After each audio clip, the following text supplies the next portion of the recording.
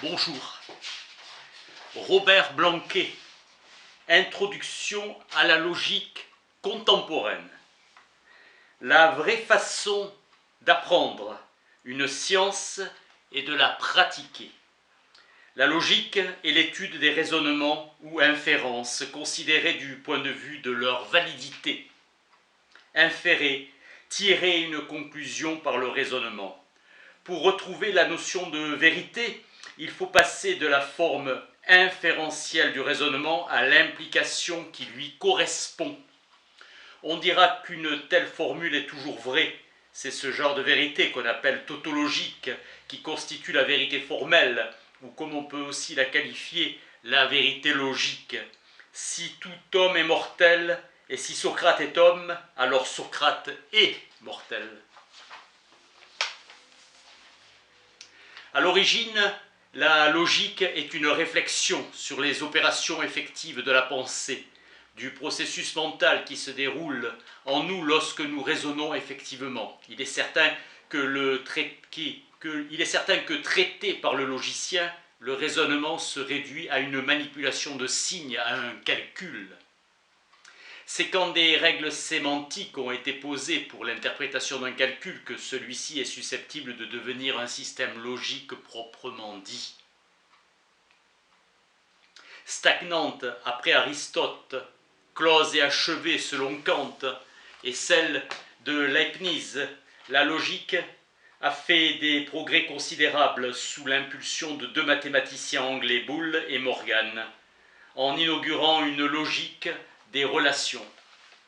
Puis développée par Peirce, Schroeder, Russell, Wittgenstein, Carnap, Tarski, Morris, Gödel, Frege, Peano, McCall.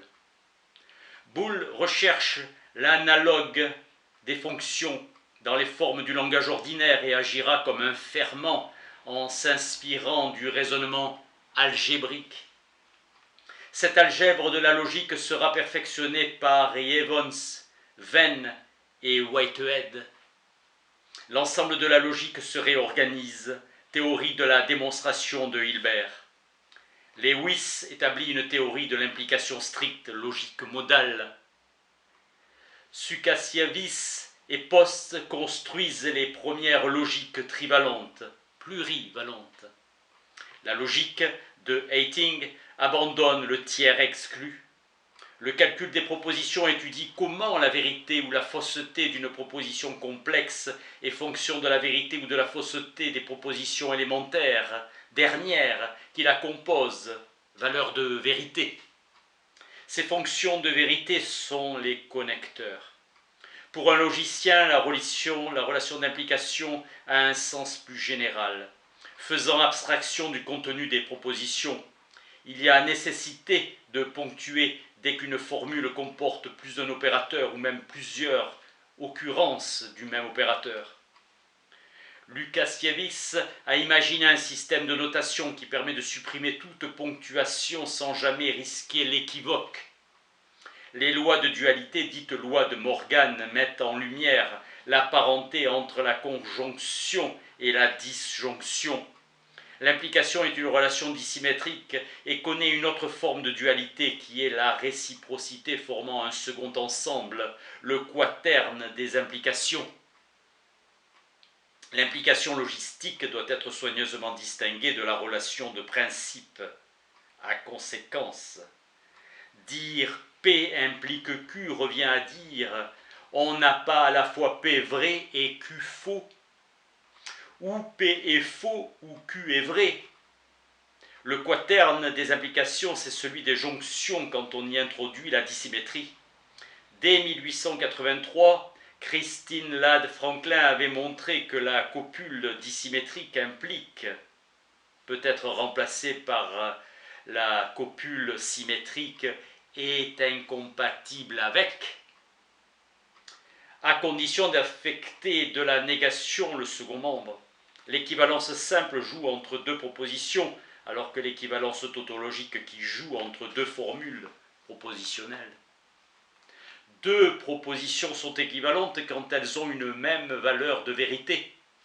La principale utilité du calcul des propositions est l'évaluation. Le problème de l'évaluation, c'est de savoir parmi ces cas, ceux pour lesquels la formule est vraie et ceux fausses. Dans la méthode dite de l'analyse des cas, après avoir écrit la combinaison possible, on examine chacune. La notation polonaise indique par un 0 ou un 1 le vrai et le faux. La méthode la plus usuelle est dite des matrices. On construit des colonnes d'évaluation toujours dans l'ordre de la hiérarchie des opérateurs. Un cas particulier est celui à l'évaluation d'une formule aboutit à une tautologie ou à une contradiction.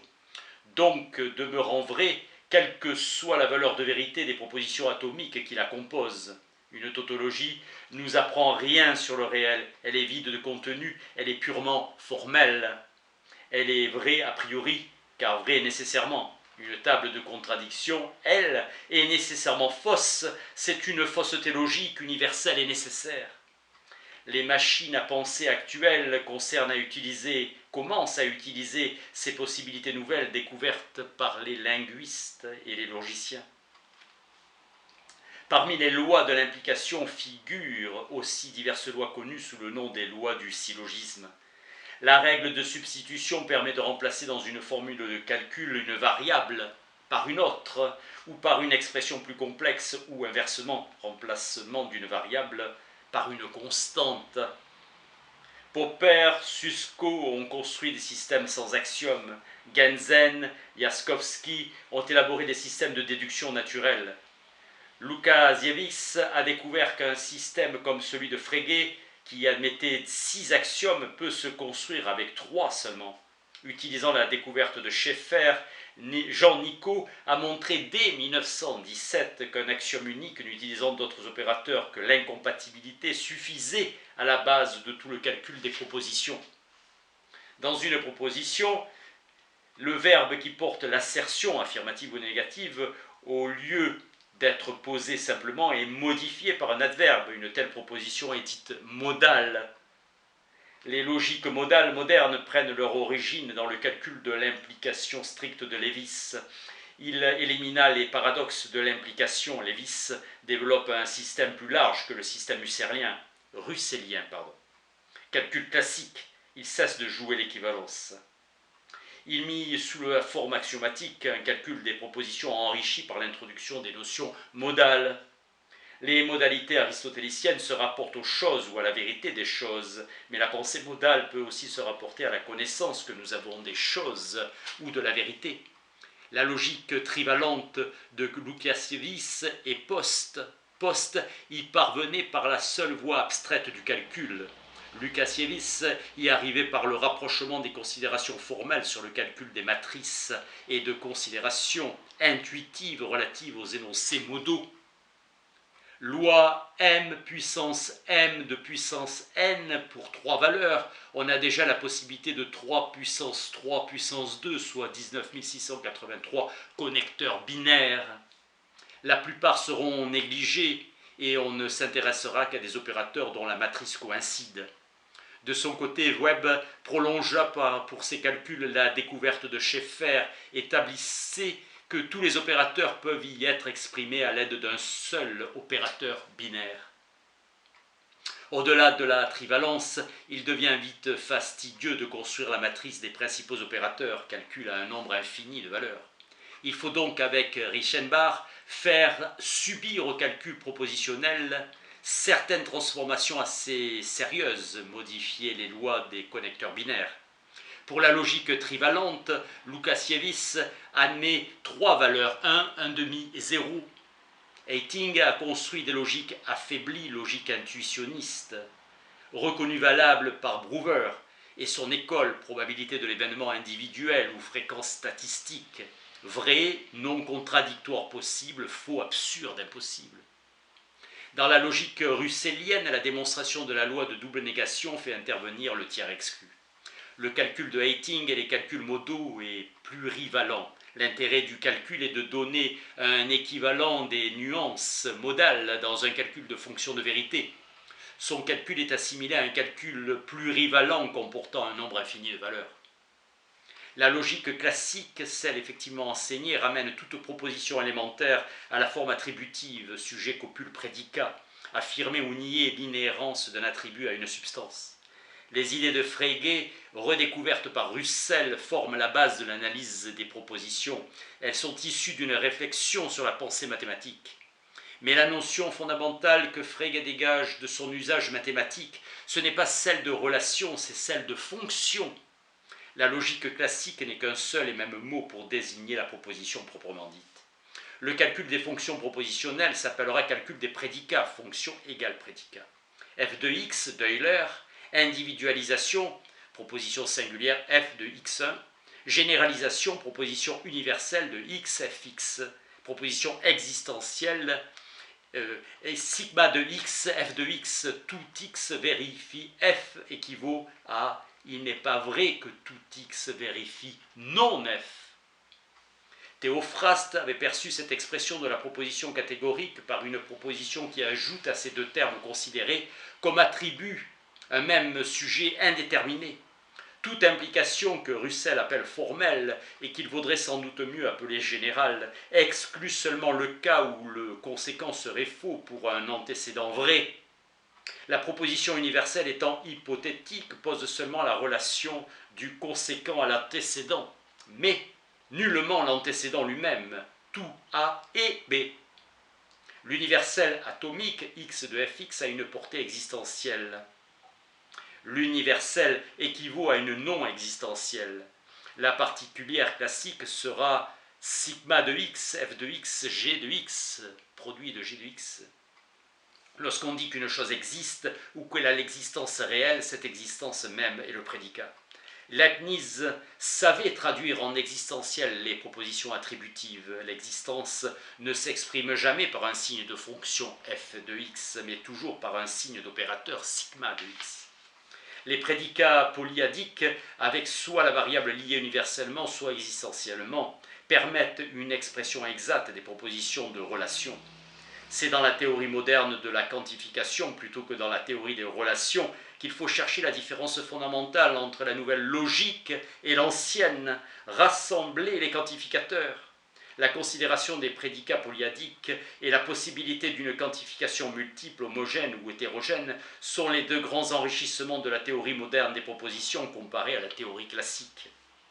Les objets singuliers sont représentés par des constantes x de 1, x de 2, y de 1, qui symbolisent des noms propres. Les propriétés prédicables, la propriété abstraite, est elle-même abstraite, concevable aussi.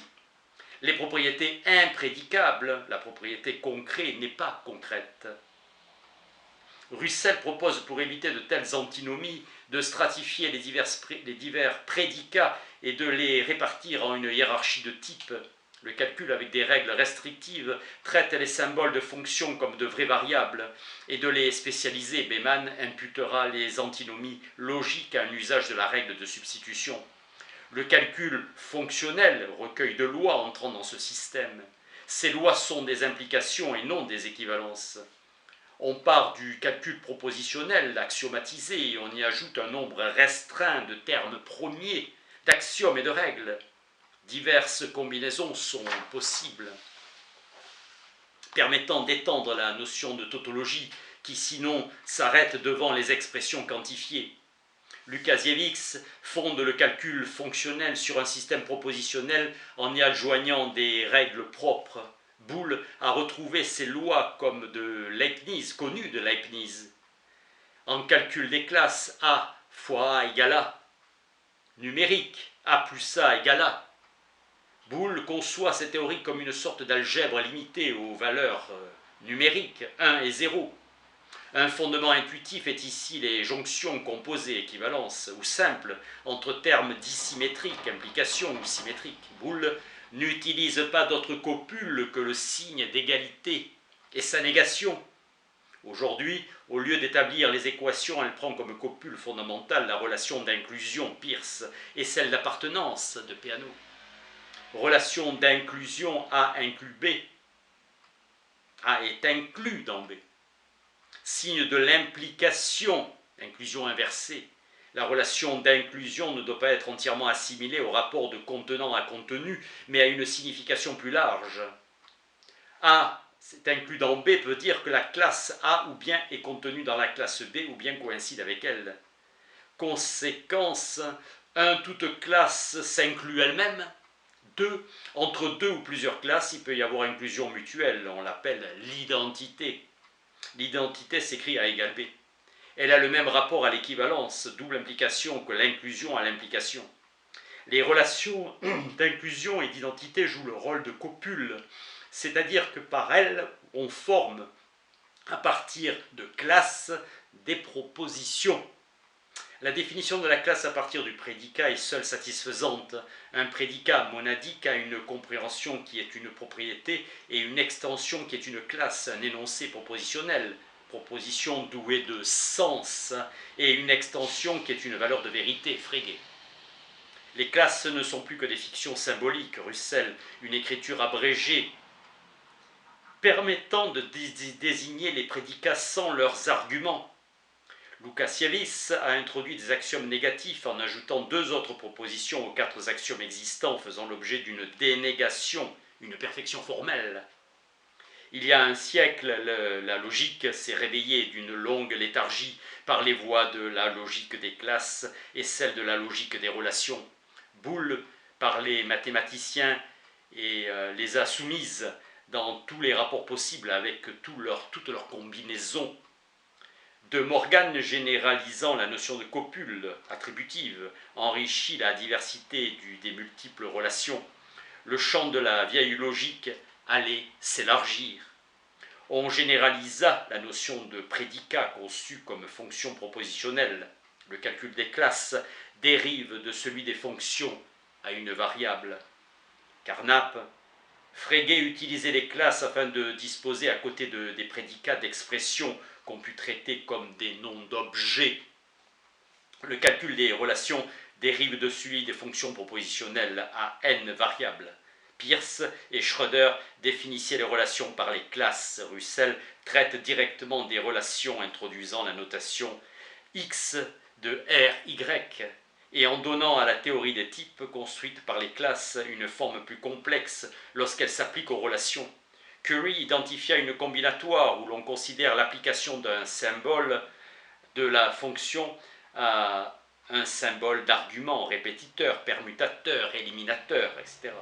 Un tel calcul domine l'ensemble de la logique, les disciplines formelles et les mathématiques. Merci.